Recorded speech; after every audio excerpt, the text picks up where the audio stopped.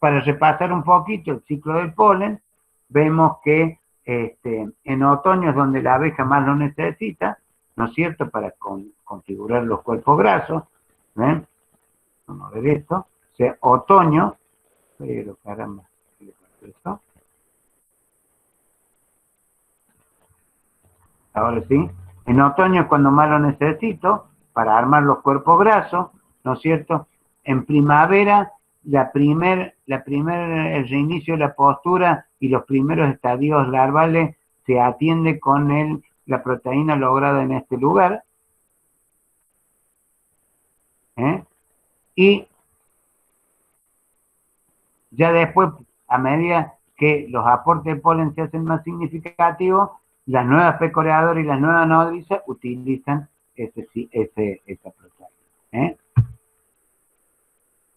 Bueno, para tener alguna referencia, esto ya lo hemos visto, es simplemente un repaso, pero hay especies que tienen un buen nivel proteico y que a su vez tienen una combinación de aminoácidos bastante importante, cosa que no pasa con algunas. Por ejemplo, en el caso del eucalipto, tenemos un buen nivel proteico, pero la combinación de aminoácidos es deficiente. En cambio, hay otras especies, como pueden ser las crucíferas, que tienen buenos niveles proteicos, que pueden estar al final de la temporada o en distintas épocas del año, y hay otras especies que son muy significativas en cuanto a los niveles proteicos, como los almendros, los perales, pero ¿qué ocurre? Normalmente esas las tengo al final de la invernada. Por supuesto que me sirven para la nueva tanda de nodriza, pero en el final del verano tengo que ver qué especies son las que me ayudan a armar la abejita gordolina. Ahí vemos un cuadrito lleno de pan de abeja con distintos colores, lo cual quiere decir que, bueno, ahí podemos, un indicador de que hay un buen aporte de polen, además de los otros indicadores, cantidad de abejas por piquera, ¿no es cierto?, medidas en un minuto, la presencia de todos los estadios de zángano, y eso. Haciendo una síntesis, la cantidad y calidad de polen que yo logro en el otoño me da una expectativa de vida importante, y eso me hace lograr una buena población y sobrevida de esa abeja. Eso me va a dar que yo tenga abejas en primavera, que la primer tanda de cría sea bien alimentada, para que luego pueda lograr la mayor cantidad de pecoreadores en el momento de la mielada. Por eso se dice que una buena campaña nace en la invernada hecha por esas cosas. Entonces, volviendo a algunas condiciones para el logro de una buena invernada, obviamente que no nos podemos olvidar de la reina. También la reina tiene que ser una reina joven, o que, aunque no sepamos la edad, que esté en activa postura. No podemos ver una reina que ya tiene las alas desgarbadas, o que vemos que hay mucha postura salteada. Es una reina que tendríamos que descartar para ingresar mi colmena a la invernada. Por supuesto, ya hablamos de las reservas energéticas, ni hablar de las proteicas. Son los dos temas que hemos visto anteriormente. Por otro lado, la prevalencia de enfermedades, y por otro lado, acondicionar el espacio de acuerdo al tamaño poblacional. Ya vamos a ver un par de esquemas que nos ayudan a visualizar esta cuestión. ¿Y qué tenemos que lograr con nuestra colmena? Si nosotros la ponemos en un espacio adecuado, si bien con reserva, vamos a lograr un mínimo consumo y un bajo costo dentro de lo posible. Eso no quiere decir que no vamos a tener ningún costo. Por otro lado, vamos a propender, ya sabemos que la base de que una colmena esté sana, de que esté en homeostasis, ¿no es cierto?, sería una colmena que está bien alimentada. Es la primera cuestión. Y por último, también cuidar el material de la colmena para que nos dure muchos años, y para que en vez de amortizarlo en 8 años, lo amorticemos en 15. Vamos a ver algunas cuestiones con esto de la invernada, cómo se pueden invernar. Acá vemos el ejemplo de un núcleo invernado en un nucleero. ¿eh?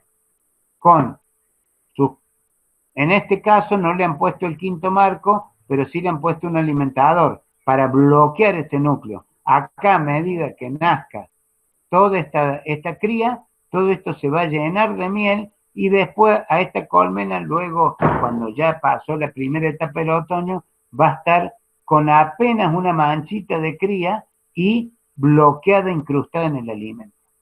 Otra alternativa es invernar el mismo núcleo en una cámara, por supuesto que achicando la piquera, utilizando el poncho para que pueda limitar espacio. Ya dijimos que el poncho es un limitador de espacio, y en este caso utilizamos un alimentador de marco, y en este otro caso hay un esquema con un alimentador de bolsa. Una invernada en cámara, una cámara bloqueada con alimentador de techo. Esta es una invernada muy frecuente hecha acá en Córdoba.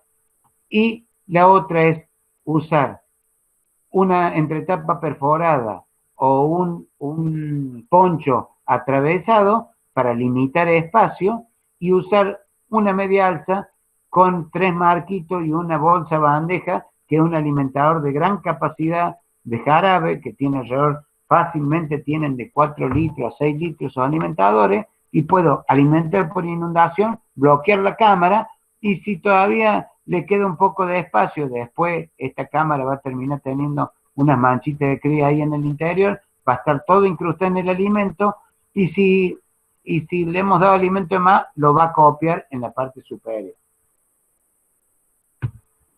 Acá tenemos una invernada con media alza, con cámara y media alza, muy frecuente en hacer en zonas que se denominan de autobloqueo, en donde el alimento que hay disponible al final de la temporada, por ejemplo, esto hay en zonas que es muy significativa la chilca, que hasta me puede dar una pequeña cosechita y me ayuda a bloquear mi colmena para que entre a la invernada. Son zonas autobloqueantes, se denominan, y bueno, y ahí invernamos con una media alza. Pero a veces inclusive también cortamos la cámara para que la abeja tenga que calentar solamente el espacio de la cámara, y acá usa una entretapa perforada y solamente busca el alimento y lo baja a la cámara. O un planteo hecho mixto con el miel y con el aporte de jarabe. Ahí vemos una invernada en doble cámara. En este caso también se bloquea esta doble cámara, y lo que va a ocurrir acá es que esta cámara de a poco se va a ir consumiendo el alimento, y al final del invierno la vamos a encontrar toda ubicada acá en la parte superior. Y en la primavera el primer trabajo que hay que hacer con esta cámara es hacer una inversión. Esto, pasarlo acá abajo, directamente la cámara, y hacerla crecer de nuevo. Ya vamos a ver este ejemplo que está de canadiense, que trabajan con esto. Acá en el caso de una colmena no tan grande, en vez de que sea doble cámara, invernamos en doble cámara, pero con una entretapa perforada al medio. Esto en realidad tendría que estar ahí, porque esta se utiliza solamente como cámara de alimentación. Bueno, empresarialmente, acá como dice, a las invernadas hay que organizarlas de antemano, hay que ver qué tiene este productor y cuál es su objetivo, y entender la floración en el lugar para poder aplicarla, darse una estrategia, ver los momentos en que voy a dar las alimentaciones, si voy a incorporar una torta proteica, etcétera, etcétera. ¿No es cierto? Y, por supuesto, que en realidad el resultado de la invernada recién lo pueden evaluar después de que esta pase. Por eso es importante luego, en septiembre, octubre, ver, a ver, cómo llegaron esas colmenas en ese momento, qué cantidad de colmenas llegaron, cómo anduvieron en el consumo de reservas, y cómo anduvo la prevalencia.